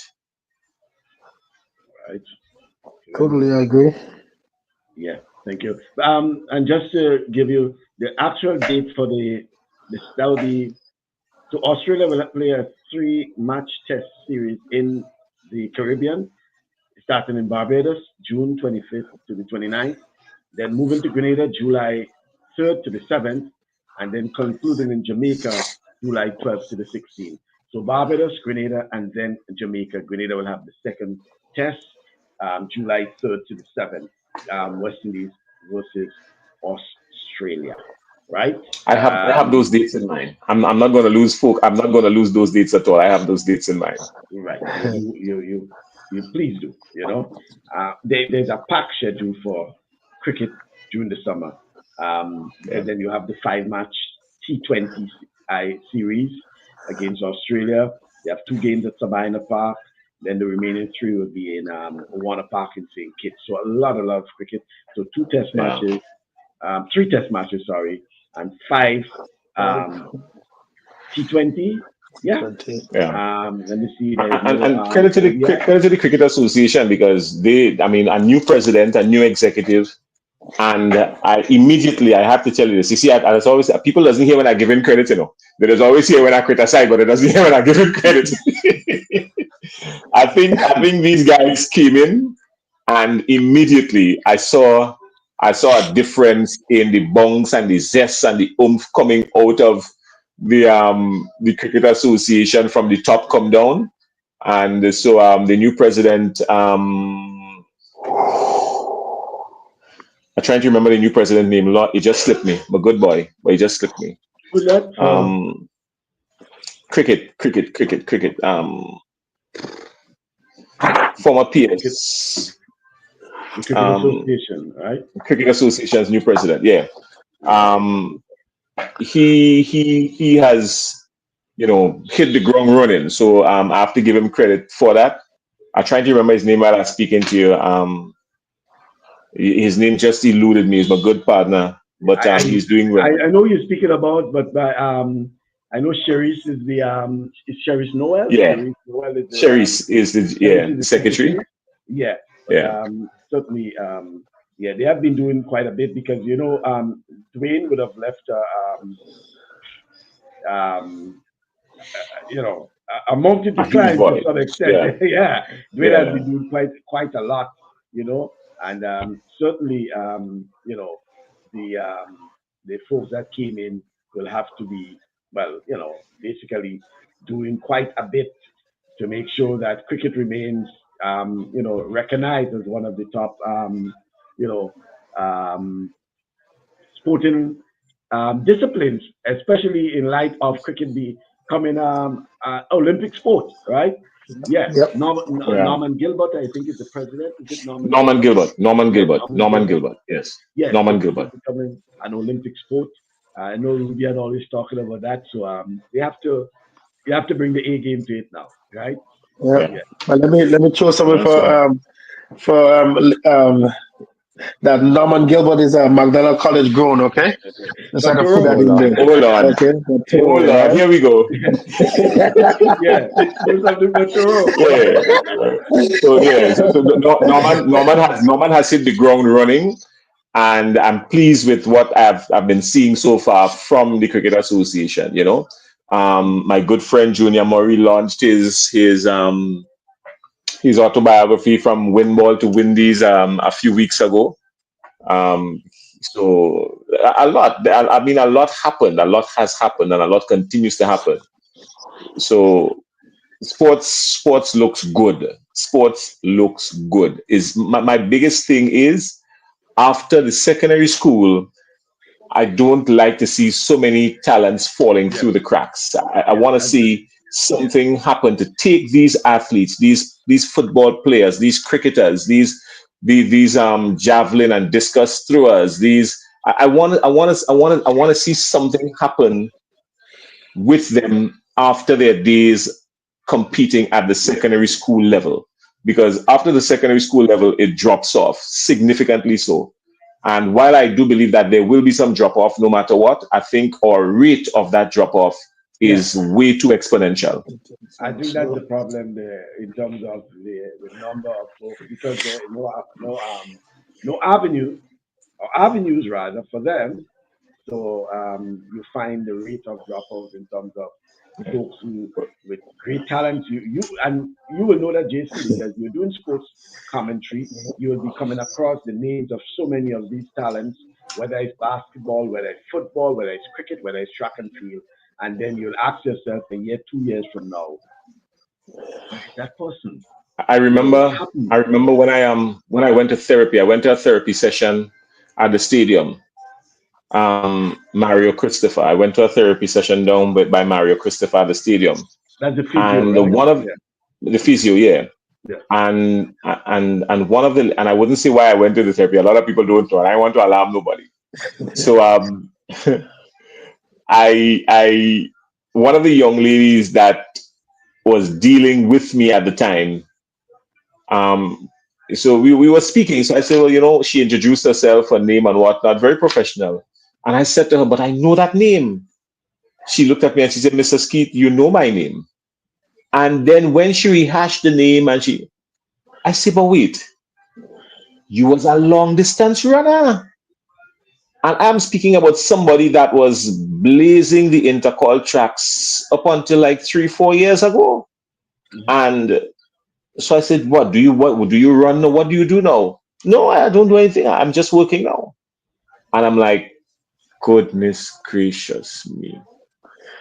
And you could have heard the disappointment because it is like part of your passion went through the window after part of your part of your love, your passion went out when you Yeah. turn the tassel. Yeah, yeah. It happens even at the TMR Community College, and Yeah, every year, they do that show, bam, that's it. Hey, you flick it off, and that's it. I'm free, free as a yeah. bird, blah blah blah, and it's thing. Um, Finally, from Toro, we decided to give McDonald College a blight. Cricket at the Olympics is one more gold medal for the USA or Canada. Good old USA and Canada. Cricket, to yeah, even to in to cricket, how to know that USA and Canada is playing today in hockey. So yeah. I think you ain't seen nothing about that yet. You see, that's an easy win for Canada. That's a walkover with Canada, especially with the slow and thing there. That's a walkover. But Jason, always a pleasure speaking to you, and hopefully we have the opportunity to speak to you again, probably closer to intercall where we can do a sort of preview to the Yeah. to the actual intercall itself. We know all eyes. Well, for now, folks are more in tune to finding out what's happening with the various schools. As far as it is now, it's more about supporting your school, but supporting your house colors. The colors House, house, Yeah. changing, yes, right? house, Then yeah. it comes close when it comes closer now to the big day. everybody Yeah. is supporting their school. And Yeah. by And you also got to look at that too, Michael, where you're talking about past and present students get involved. yeah, It's not but just, yes, past and present. Because right yes. now, the Magdalena College page is going on. There's New York, there's England, No, there's Canada, and they're just talking about, but what's happening now, but So we have past and present. we also have an important role to play. Let me tell you why. Because you were speaking earlier, Jason, about hey, the not the Boca, let's say the non-traditional. Because when you come on track and field, you'll talk about the GBSS, the Stars, McDonald College, Anakin High School, St. David's Catholic, blah blah blah. Yeah, But then you have the non-traditional. We call it non-traditional. The Boca, the Happy, or the people yeah. will just make up some points. The Mind you, comeback of the happy. Remember, happy was a threat in the that's what I'm days. telling you. They are creating a stir now because look at that last year, Happy again. Both Yeah, Happy and Boca, for example, at schools. They got some good points, yeah? Really. In some, Yep. yeah. So certainly going into 2025, these schools will be coming with some what I should say, some level of confidence. They will be coming with their supporters. People who believe now that hey, we have a chance. We yeah. can stir the pot. We in it. You know. So into call 2025, mind you, should be a very interesting, very competitive championship. I'm gonna go out on a bold limb here, and I'm gonna say I don't know who's gonna get displaced, but I am predicting that Boca Secondary School will finish in the top 3 in both categories this year. I am predicting that. Yeah. I'm going out boldly predicting that. I don't know who's going to be displaced, but from what I've Somebody is. seen for the last two But yeah, years, 3 years, boys and girls. in both categories, I feel Both. Boca Secondary is going to finish in the top 3 in both categories. From what I've seen for the last 2-3 years coming out of Boca, I believe that they're going to finish in the top 3 in both categories this year. I believe that. Because you see, and here's why I tell you that. Boca lost a lot of points, or sorry, didn't lose. Boca was not able to gain a lot of points last year because of a lack of a senior division. Their seniors were very weak. Yeah. What that has done this year is that the folks who were competing at the junior level No, the seniors. are now with the seniors, and you have some second year juniors and some first year and second year sub juniors. That I believe will add some strength to them, so they're going to pick up 1 or 2 points that they missed. No, and I'm saying 1 or 2 points that they missed simply because they came 5th last year, but it wasn't by much. Remember, the top 4 positions was in the boys were GBSS, SAS, St. David, and PBC. Boca coming in 5th, but it wasn't a distant 5th. So, I mean, yeah, I went to PBC, but I don't know who's going to be displaced. Thalia DeSant and EJ George and Michael Reddit from St. David's Secondary from St. David's Catholic may have something to say about that, because they are in the mix having a very good year. Keston Bailey and Andrew Fletcher, Tishana Bascom, Giovanni Daniel, they from St. David's going to have a lot to say about it. Kanik Nixon is still at PBC. There are 1 or 2 others who are still there.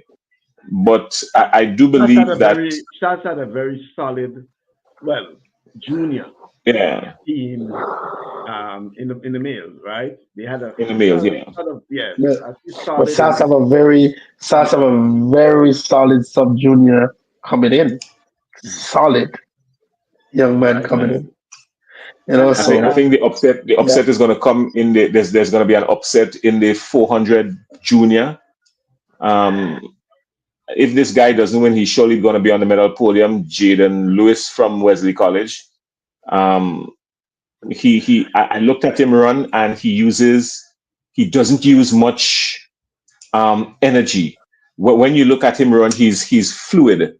Some people, when they're running a 400, you see the whole body moving, he's not that. He actually glides.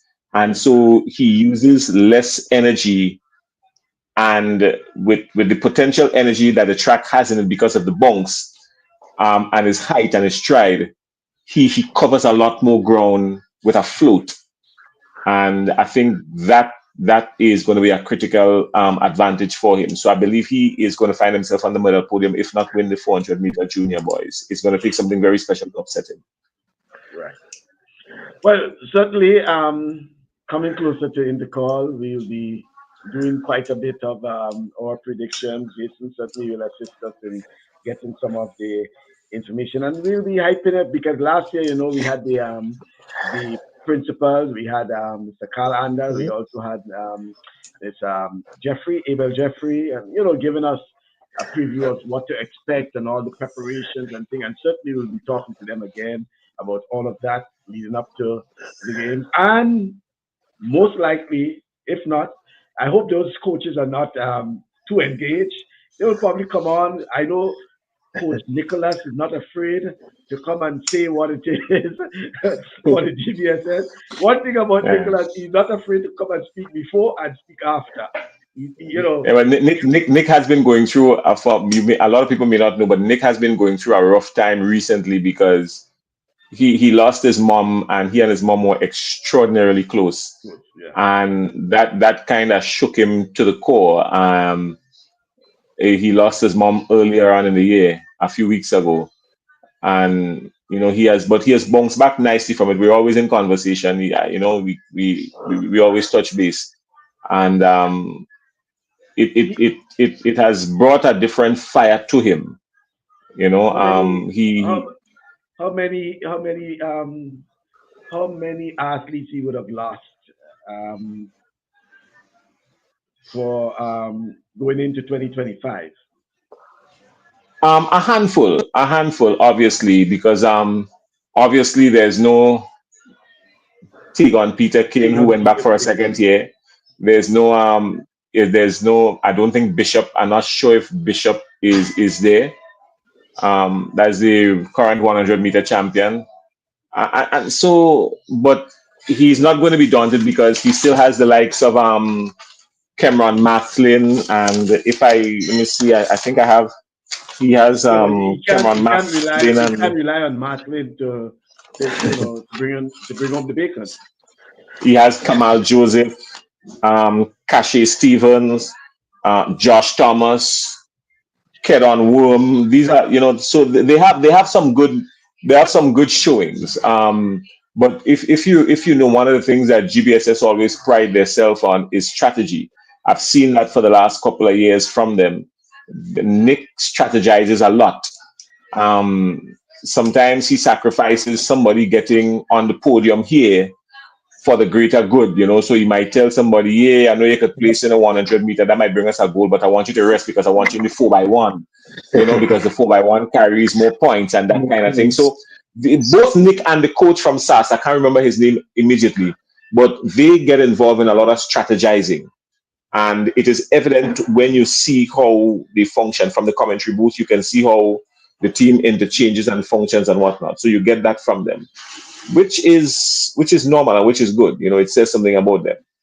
I wonder if we will see some of the trash talking again like last year. But that comes every year.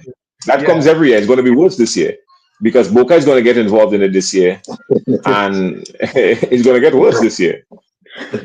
Yeah, but I like the trash talking in that it's very healthy. It brings out the sort of competitiveness, and that would make the sport so great. Yeah, over the rest of the sport, right? So bringing the spectators out into it, and to an extent, a lot of folks may not make it to the stadium, but they make it on social media.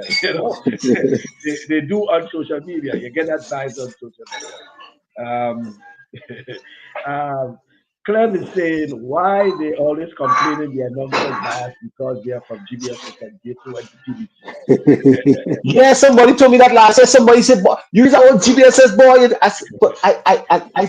I said, guy, if you know how I went up against GBSS in my days in table tennis and basketball and cricket, and I literally hated to see that uniform, that GBSS uniform, because it was So when I laugh because you see, I mean, I always tell people, listen, I give credit where credit is due. If you win the event, no matter what the event is, I'm gonna give you credit. My focus is 1, 2, 3.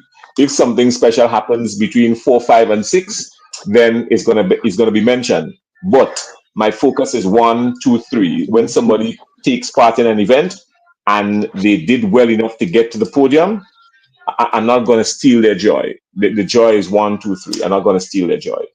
All right. Before you go, I wanted to. So we had Mr. Carl Andal on our program a few weeks ago, where he spoke about, and we didn't remember that, the challenges that they had over the years and what they have done thus far in terms of bringing the athletes, camp the athletes, right? Right? I lost you for a minute, Bascom. I lost you for a minute. Yes. And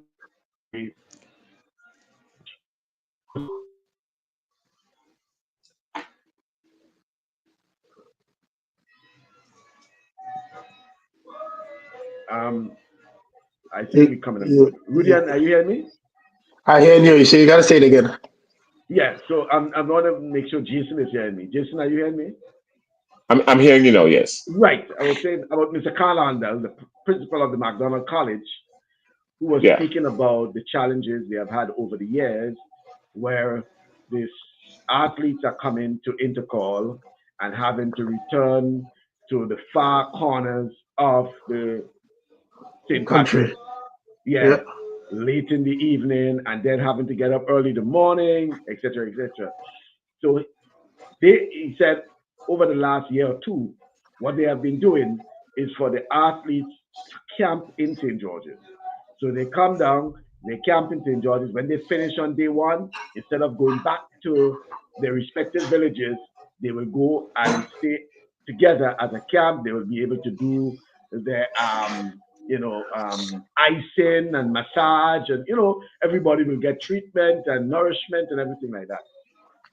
Do you think whether it's the McDonald College, whether it's SAS, the other schools, should do that? Because to some extent, the GBSS and the PVC and others probably will have always have an advantage because GBSS over the years we know they have been camping and things like that. What do you think about I don't believe there's any other way to do it. that? Quite frankly, I don't believe there's any other way to do it for it to make sense. Um, Traveling is a tiring prospect.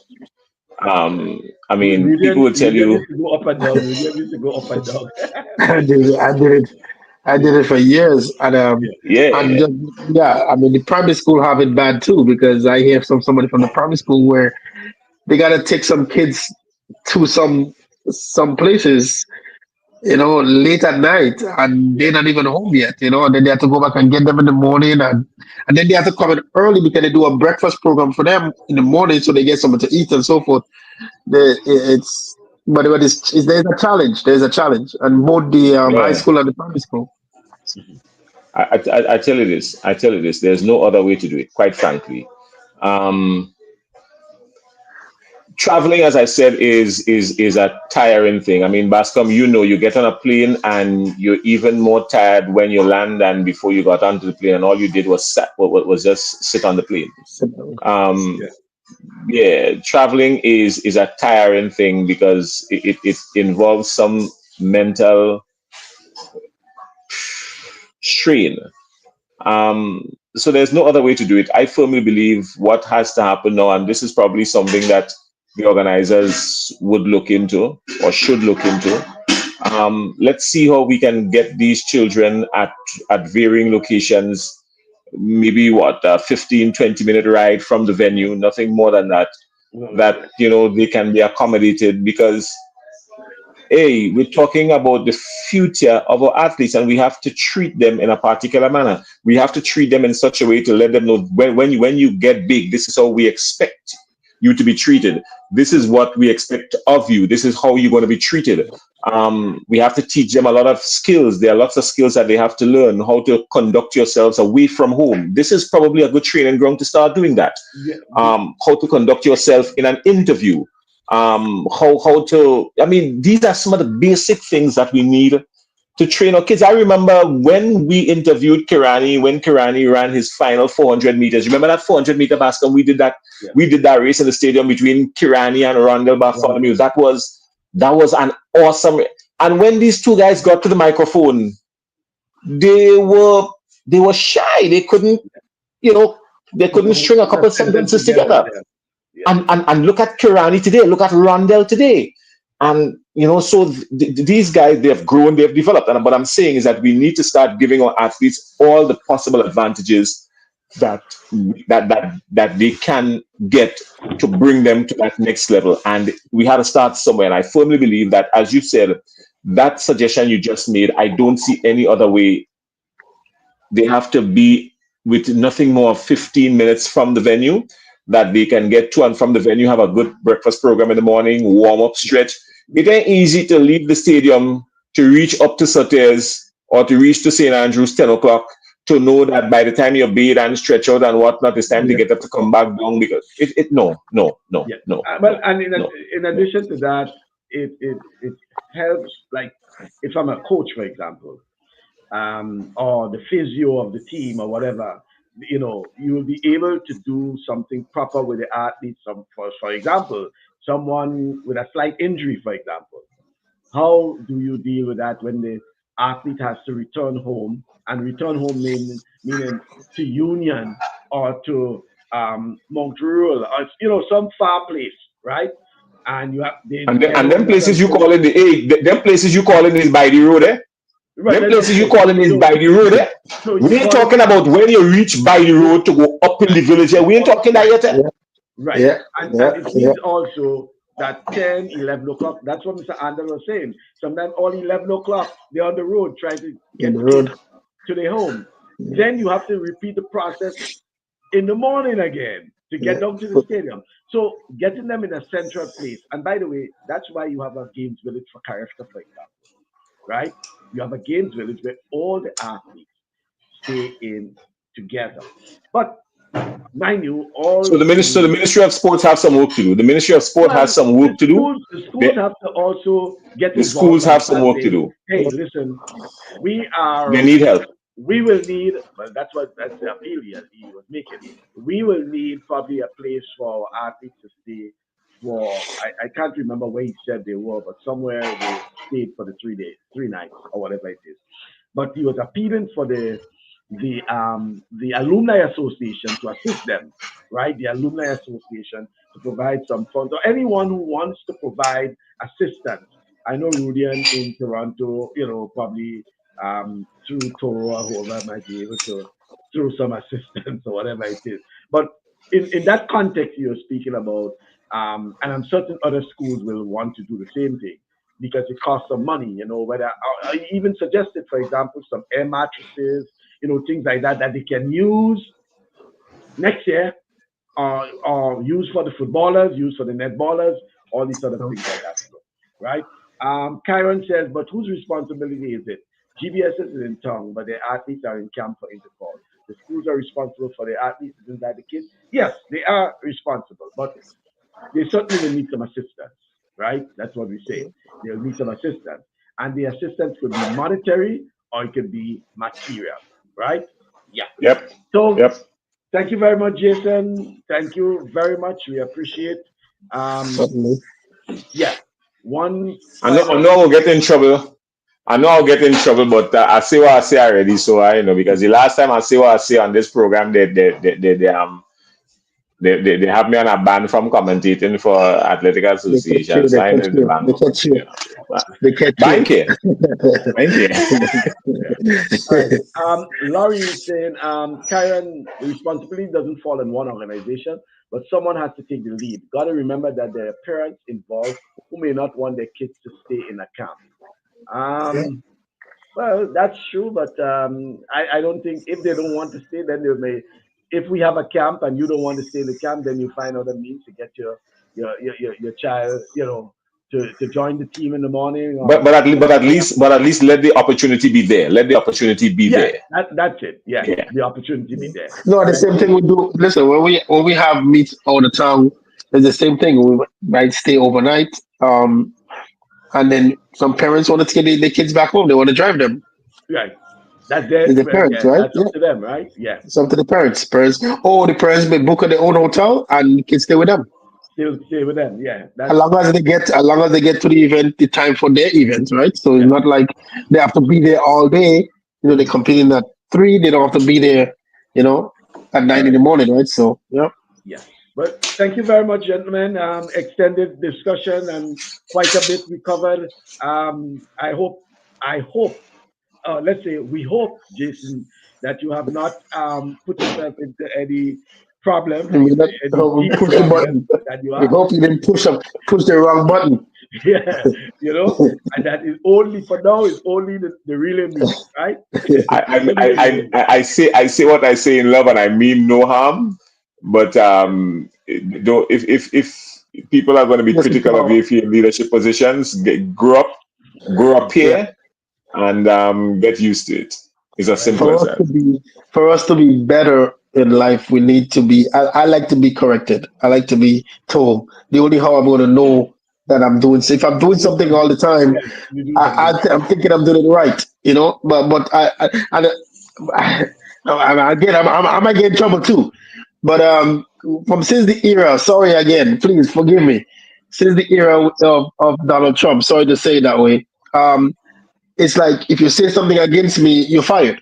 And that's what it's becoming like now. If you say something against somebody, they blacklist you. And Mhm. that habit been picking up from people, that negative things that if you say something about you, then you are being blacklisted. And that shouldn't be. That shouldn't be at all. Yeah, we had to think Grenada. We had to think Grenada Yeah. first. We are small. We're 133 square miles. We have 100 and something thousand people when everybody come back home from vacation, We know and everyone. Everyone knows everyone. everybody Everyone is knows family. everybody. So we had to think Grenada. We had to Yeah. think Grenada. We had to think what is best for Grenada. At one point, we were the envy of the Windward Islands. I remember Yeah. that Grenada was the Yeah. envy of the Windward Yeah. Island in sports. I sad to say that we're not there But anymore. But can we I get don't think back it's there? sports Yes, we alone. I can. think I don't think it's just in sports. I think you're the envy in a lot of A lot things, of in things. goods, A and lot in of a areas. lot of things, a lot of things. We was almost Yeah, like the capital of the region in a sense, right? yeah. So we have to get back So there somehow. But Yes, yes, but yes. yeah. All right then. So thank you very much, Jason. Appreciate. So it was a thank you pleasure. guys for having me and have fun and I hope to see you guys and let's just keep it going. Laurie, I forget you the oil long and Toro, you will be one day. I hope you will be the 51st state. Yeah. Hey, Rudian would like to hear that. We don't want it. We don't want it. We have to be very careful. It's so funny. I know, My aunt was saying, I know. my aunt was telling me. She said, "I don't even think much people going to go to Labor Day because we don't know if ICE going to come and get them." Yeah. That's funny. Thank you very much, Jason. All right, Thanks a have a lot, good guys. one. Thanks a lot, guys. I appreciate it. Have a good weekend. Same to you. All right then. Um, yes, Rudian. So certainly, Certainly, it was a sorry good to one. hear, mind you, it's sad to hear that we reached to that stage where Yeah, because of some people being blacklisted. Yeah, yeah, I mean, come on. yeah. I thought better. I was shocked to hear that, and I'm hoping that things will change because Jason has been doing quite a lot. And transparency is good. Like if you know you don't want him anymore, speak to him, tell him. So this is the reason. The only how you could learn and then maybe he could explain himself or what he's saying. Like there's a lot of things you can do, but you don't need to. Yeah, You but don't I'm really need to saying, do that. But at the same time, yeah, have but a proper conversation. I'm still saying that even if there was some criticism, right? Once it's not, um, you know, um, libelous or anything like that, so take it for what it was. I'm Yeah, in a position that I will be criticized, and yeah. that is expected. Everyone wouldn't be saying yeah, yeah, yeah to you. There are times they will Okay. criticize you. So that Everybody don't wants to mean say every time yes. someone criticizes Yeah, you, you put them aside, You or put them they're aside. no. Yeah, that's Right? exactly what it is. There Yeah, will be, and in some instances, it will be critique. It will just be seen as a critique. not a critic. Yeah, Not that they're against you, but it's just that, hey, guys, I think you should do better. I think you ought to do better. These sort of things. yeah. That's what Um, Edwin says, great program. Thanks, Mr. Skeete. Toro and Rudian will need special visas to cross the border. Great program. Certainly. Look forward to it for Intercall. Certainly, Kyron. But quite a bit. And the as we talk, in between they have the little politics, and you said that the USA played Canada in hockey today. And Yeah, with what has been happening with the US and Canada in terms of the tariffs and tariffs, the tariffs and stuff. Yeah, becoming a bit hostile even in sports, eh? it is. It is. It You know, is. the Yeah, national, the US anthem and all these sort of things. I know the Canadians don't make joke with this thing, right? listen. And Yeah, it's so the funny. fans don't They make don't joke with like that. it. It's amazing how these Canadians they don't play, man. When it comes to Yeah, certain things, like they don't play. It is like it is one thing you don't do when it comes to a national anthem. You don't do certain things. Like look at the NFL players when they kneel down. It was a big thing. mm, People saying a lot of things, including the president get involved and saying they need to be fired, they need to be leaving. But that's a serious thing, So, I mean, but they were protesting. The same thing here. We are protesting that leave us alone, leave us alone. So stay away from us. So yeah, certainly. yeah. Thank you very much, Rudy, and always a pleasure. Yes, it is. And I'm just hopefully looking next week outside. we should have a program. Like, yeah. Yeah, Hopefully, we can, I'll be able to swim out of the snow. It is bad. It is bad, and tomorrow's going to be worse. It is bad out yeah, there. I haven't seen it that bad in a very long time because we barely get yeah, snow, but we certainly, uh, yes. Canada will be cutting off water and electricity supply to the US. That's especially to that's a northern trip. to That's New our York. that's our trip. Michigan, Yeah, New York area. New York, Yeah, yeah, yeah. yeah. So if I All was right you, then. I would stay. I would stay in stay where you are. Don't go to New York because we don't have water. Well, Edwin is down in New Jersey, In right? Jersey, in Jersey. Yeah, yeah, he's staying in New Jersey. Yeah. Thank you very much, Rudy. It's a pleasure, man. All right. Yeah, always. Thank you very much. That's Rudian in Toronto, Canada. Snowy Toronto, I should say. It's bitterly cold in the east. Here in New Orleans, in Louisiana, it's a bit warm. It started off a bit cool this morning, but a bit warm. No doubt. Thank you very much, folks, for having me.